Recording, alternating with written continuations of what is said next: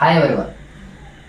First of all, ఒక దేశంలో బతుకుతున్న ప్రతి సిటిజన్కి ఉండాల్సిన అలవాటు ఏంటంటే, మన దేశంలో రాజకీయాలు అర్థం చేసుకుంటూ, మన దేశంలో ఏం జరుగుతుందో దాన్ని కాన్షియస్గా అబ్జర్వ్ చేస్తూ, పక్క దేశాల్లో కూడా ఏం జరుగుతుందో, మన పొరుగు దేశాల రాజకీయాలు ఎటు వెళ్తున్నాయో అవి కూడా అబ్జర్వ్ చేయడం చాలా ఇంపార్టెంట్. ఎందుకంటే కొన్నిసార్లు పక్క దేశాలు చేసే తప్పులని, పక్క దేశాలు చేసే మంచి పనుల్ని గుర్తించి అవి మన దేశంలో ఎలా ఉపయోగపడతాయి, ఆ విషయాలు మన దేశంలో ఏ కోణం నుంచి చూడాలి అనేది చాలా ఇంపార్టెంట్. సో అలాంటిది హ్యాబిచువేట్ చేసుకోవాలి. ఫస్ట్ ఆఫ్ ఆల్ మన దేశాన్ని మనమే అర్థం చేసుకోవట్లేదు చాలా వరకు. సో ఈరోజు చాలా ట్రెండింగ్ టాపిక్ అయిన బంగ్లాదేశ్ కాన్ఫ్లిక్ట్ గురించి ఎక్కువ మాట్లాడను. బంగ్లాదేశ్ హిస్టరీ అదేంట పెద్ద విషయం కూడా, అంత పెద్ద కాంప్లెక్స్ విషయం ఏం కాదు. అది ఏదైనా చిన్న యూట్యూబ్ వీడియో చూసిన అర్థమైపోయింది. ఏం లేదు, అది చాలా సింపుల్ విషయం. కానీ ఇక్కడ ఆ కాన్ఫ్లిక్ట్ లో గొప్ప విషయం ఏంటంటే, ఇక్కడ యువత, ఆ బంగ్లాదేశ్ లో యువత ఎంత మెచ్యూర్డ్ గా ఉన్నారు, ఆ బంగ్లాదేశ్ యువత ఆ దేశ పరిస్థితిని ఎలా అర్థం చేసుకున్నారు, వాళ్ళు ఎలా పోరాడారు అనేది ఇప్పుడు ఇక్కడ చాలా చర్చించే అంశం. అండ్ ఇది ఆ బంగ్లాదేశ్ యువతని ప్రపంచ దేశ యువత మొత్తం ఇన్స్పిరేషన్ గా తీసుకోవాలి. ఎందుకంటే ప్రపంచ దేశ యువత కన్నా మన దేశం, మన పక్కన మనం ఎక్కువ ఇన్స్పిరేషన్ గా తీసుకోవాలి. ఎందుకంటే మనం ఈ రెండింటిని కాన్ఫ్లిక్ట్ ని కంపేర్ చేస్తే మన ఇండియాకి చాలా దగ్గరగా, చాలా సిమిలారిటీస్ మనకి చాలా కనపడతాయి.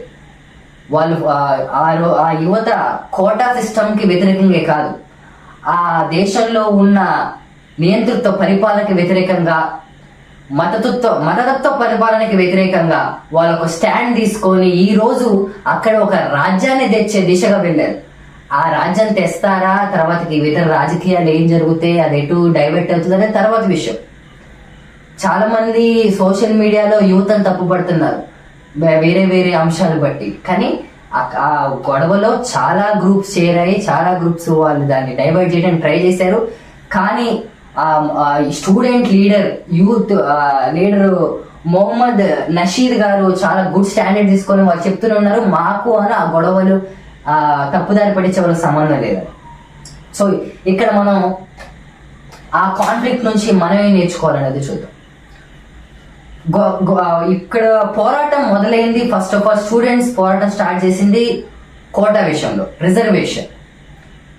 ఆ దేశ స్వతంత్రం వచ్చినప్పుడు ఆ స్వతంత్రం పోరాడిన కుటుంబాలకి 30% రిజర్వేషన్ ఇవ్వకూడదు ఆ స్టూడెంట్స్ అని వాళ్ళు భావించి ఆ పోరాటం మొదలుపెట్టారు.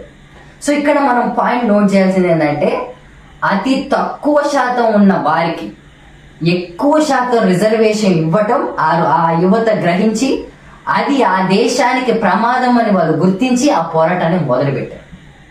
సో ఈ పాయింట్ మన ఇండియాలో ఎక్కడ అప్లికబుల్ అవుతుందంటే, ఇప్పుడు ఈ మధ్య రీసెంట్ గా వచ్చిన ఈడబ్ల్యూఎస్ రిజర్వేషన్. అతి తక్కువ శాతం ఉన్న మెంబర్స్, ఎకనామికల్ బ్యాక్వర్డ్ సెక్షన్ అని పేరు పెట్టుకొని అతి తక్కువ శాతం ఉన్న వాళ్ళకి, ఇక్కడున్న అప్పర్ క్యాస్ట్ వాళ్ళకి ఈ రిజర్వేషన్ ఇప్పించడం వల్ల ఎక్కువ శాతం ఉన్న వాళ్ళకి తక్కువ రిజర్వేషన్ ఉండి, తక్కువ శాతం ఉన్న వాళ్ళకి ఎక్కువ రిజర్వేషన్ ఇచ్చే ఈ పాయింట్ అనేది బంగ్లాదేశ్ లో కానీ మన దేశంలో కానీ సేమ్ ఉంది. సో ఇది ఇలానే జరిగితే ముందు మన దేశంలో కూడా ఇలాంటి కాన్ఫ్లిక్ట్ వచ్చే అవకాశం ఉంది. దానికి ఆధారాలు కూడా ఈ మధ్య, ఇప్పుడు మొన్న జరిగిన మీకు ఏ కాంపిటేటివ్ ఎగ్జామ్ రిజల్ట్స్ చూసుకున్నా కానీ మీకు అర్థమైపోద్ది. ఈ రిజర్వేషన్ అనే పాయింట్ అంబేద్కర్ గారు పెట్టడం కారణం ఏంటి అంటే, అది జాబులు రావటం కోసమో లేకపోతే ఆర్థికంగా బలపడటానికి కూడా కాదు. ఈ రిజర్వేషన్ నుంచి వచ్చేది చదువు తప్ప ఆ అణగారిన వర్గాలు, బహుజన వర్గాలు ఎక్కడ ఆర్థికంగా కానీ సామాజికంగా గౌరవం కూడా పొందరు. సామాజిక గౌరవం కూడా పొందట్లేదు. మీరు ఎక్కడ చూసుకున్నా, మీరు ఇంటర్ కాలేజీలో చూసుకున్నా కానీ రిజర్వేషన్ క్యాండిడేట్ ని వీడికి టాలెంట్ లేకపోయినా కానీ సీట్ వచ్చేస్తుంది ఆ కోణంలో చూస్తున్నారు. సో వాళ్ళకి సామాజిక గౌరవం కూడా రావట్లేదు, ఆర్థిక స్తోమత పెరగట్లేదు, కేవలం వస్తుంది చదువు మాత్రం. ఆ చదువు ద్వారా వాళ్ళు వాళ్ళ టాలెంట్ ని పెంచుకొని ఈ సమాజంలో వాళ్ళు గుర్తింపు తెచ్చుకోగలరు అంతే. ఆ రిజర్వేషన్ ని దెబ్బతీయటం కోసం, ఆ కాసింత వచ్చిన రిజర్వేషన్ ని కూడా దెబ్బతీయటం కోసం ఈ ఈడబ్ల్యూఎస్ రిజర్వేషన్ తేవడం, తక్కువ శాతం ఉన్న వాళ్ళకి ఎక్కువ శాతం 10% రిజర్వేషన్ ఇవ్వటం. సో ఇది చాలా కాన్ఫ్లిక్ట్, కానీ ఇది పరోక్షంగా ఉంది, చాలా మందికి అర్థం కావట్లేదు ఈ విషయం.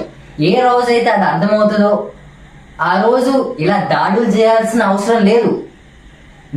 ఇప్పుడు ఈ వీడియో ద్వారా నేను పోరాటం చేయండి, రోడ్ల మీద రాండి, ఇలా ధర్నాలు చేయని అవసరం లేదు. ఎందుకంటే ఆ బంగ్లాదేశ్ లో అంబేద్కర్ గారు పుట్టలేదు, కానీ మన భారతదేశంలో అంబేద్కర్ గారు ఉన్నారు. ఆయన మనకి రాజ్యాంగం ఇచ్చారు. ఆ రాజ్యాంగ హక్కులతోనే మనం ఇలాంటి ఎన్నో నల్ల చట్టాలని తరిమికొట్టాం. అలాంటిది ఆ నల్ల చట్టాలకి సమానంగా ఉన్న ఈడబ్ల్యూఎస్ రిజర్వేషన్ కూడా మనం తరిమికొట్టచ్చు. కానీ ఇది పరోక్షంగా ఉంది కాబట్టి దీన్ని అర్థం చేసుకోవటం, దీని గురించి మన ఇన్ఫర్మేషన్ ఫస్ట్ మన బహుజన కులాలు, మన ఎస్సీ ఎస్టీ బీసీలకి ఫస్ట్ ఆఫ్ ఆల్ ఈ ఈడబ్ల్యూఎస్ రిజర్వేషన్ ఎంత ప్రమాదకరమో, దాని ద్వారా మనం చదువుకి ఎంత దూరం అవుతున్నామో, మనకి ఇప్పుడు ఈ భారతదేశంలో అంబేద్కర్ గారు ఇచ్చిన హక్కు చదువు ఒకటే, ఆ చదువుకి మనం ఎలా దూరం అవుతున్నాం. ఉద్యోగాలు అనేది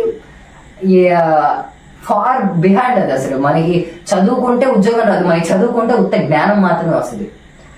సో మీరు చాలా రిజల్ట్స్ చూసుకోవచ్చు. ఇప్పుడు సర్వేలు ఎన్నో చూసుకున్నా కానీ ఐఐటీలు, ఎన్ఐటీలు, పెద్ద పెద్ద మెడికల్ కాలేజ్, యూనివర్సిటీలు ఎక్కడ కూడా ప్లేస్మెంట్లు లేవు, ఉద్యోగాలు లేవు, అన్ఎంప్లాయ్మెంట్. మనకి కేవలం ఈ రిజర్వేషన్ ద్వారా వచ్చేది జ్ఞానం మాత్రం. ఈ జ్ఞానం వాళ్ళకి అనివార్యంగా వస్తుంది. ఎందుకంటే వాళ్ళు మన చరిత్ర ప్రకారం వాళ్ళ దగ్గర సంపద ఉంది, నేల ఉంది, భూమి ఉంది. కాబట్టి వాళ్ళకి ఈ రిజర్వేషన్ లేకపోయినా, ఎవరి గురించి మాట్లాడుతున్నాను నేను, వాళ్ళు ఎవరైతే అంటున్నారో 1% సో కాల్డ్ ఎకనామికల్ బ్యాక్వర్డ్ అంటున్నారు చూసారా, వాళ్ళ గురించి చెప్తున్నారు నేను. వాళ్ళకి చాలా దారులు ఉంటాయి. మీరు ఇప్పుడు ఎగ్జాంపుల్ గా మీ కాలేజీలో ఒక జనరల్ కేటగిరీ స్టూడెంట్ తీసుకొని తనకి సీట్ రాలేదనుకో, తను నేను అడగండి, అరే నీ నెక్స్ట్ నువ్వేం చేస్తావురా అని అడగండి. ఏం లేదురా మా డాడీ తనకు తెలిసిన ఫ్రెండ్ ఉందంట, కాలేజ్ ఉందంట, అక్కడ జాయిన్ చేపిస్తున్నాడు అని చెప్తాను. లేకపోతే మా డాడీ దగ్గర డబ్బులు ఉన్నాయా, అబ్రాడ్ వెళ్తున్నాను. వాడు 100 అసలు నీకు తెలియదు అప్పటిదాకా అన్ని కాలేజీలు ఉన్నాయి, ఇన్ని వ్యవహారాలు ఉన్నాయి, ఇన్ని బ్రాంచ్లు ఉన్నాయని. అదే ఒక రిజర్వ్డ్ స్టూడెంట్ దగ్గరికి వెళ్ళి, అరే నువ్వు ఇప్పుడు ఈ సీట్ రాకపోతే ఏం చేస్తావురా అని వాడి దగ్గర ఆన్సర్ ఉంది. వాడికి ఉన్న ఒకే ఒక్క ఆప్షన్ అదే, ఇంకా సీటు కొట్టడం. ఆ సీటు కొట్టడంలో వాడికి బ్యాక్గ్రౌండ్ పరంగా, కుటుంబం పరంగా ఆర్థికంగా ఉండరు, చదువు పరంగా ఉండరు, వాడికి ఫ్యామిలీ సపోర్ట్ ఉండదు, వాళ్ళ నాన్న పొద్దున్న లేస్తే పనికి వెళ్తారు, కాబట్టి వీళ్ళని హాస్టల్లో వేస్తారు. వాడికి ఎకనామిక్ ఫ్యామిలీ బ్యాక్గ్రౌండ్ పరంగా ఎవరు ఎడ్యుకేటెడ్ ఉండరు. కాబట్టి వాళ్ళకి టాలెంట్ లేదు అనపోతాం. చాలా ఇల్లిటరేట్ విషయం అది. చాలా డెప్త్ గా ఆలోచిస్తే అర్థమవుతుంది అది. అంబేద్కర్ గారు పెట్టిన అన్ని చట్టాలు అంత తొందరగా అర్థం కావు, ఎందుకంటే ఆయన మేధావి, చాలా ఇన్డెప్త్ గా ఇంటలెక్చువల్ గా ఆలోచించి పెట్టిన విషయాలు. సో ఇప్పుడు మనకున్న ఒకటే హక్కు, రిజర్వేషన్, చదువు హక్కు. దీన్ని దూరం చేయడానికి వచ్చిన ఈ నల్ల చట్టమైన ఈడబ్ల్యూఎస్ ని మొదటిగా మనం అర్థం చేసుకోవాలి. దాని ద్వారా వచ్చే నష్టాన్ని అర్థం చేసుకొని దాన్ని మనం అంబేద్కరేట్ మార్గంలో పోరాడే దిశగా మనం ముందుకు సాగాలి. దానికి ఇన్స్పిరేషన్ ఈ బంగ్లాదేశ్ యొక్క యువత. వాళ్ళ మార్గం వేరే ఉండొచ్చు, మార్గం కూడా వేరే కదా. వాళ్ళు వచ్చి జస్ట్ వాళ్ళు వాయిస్ రేజ్ చేశారు, ఆ హింసకాండ కూడా అదేం జరగలేదు, అది దాన్ని డైవర్ట్ చేయడం చేశారు.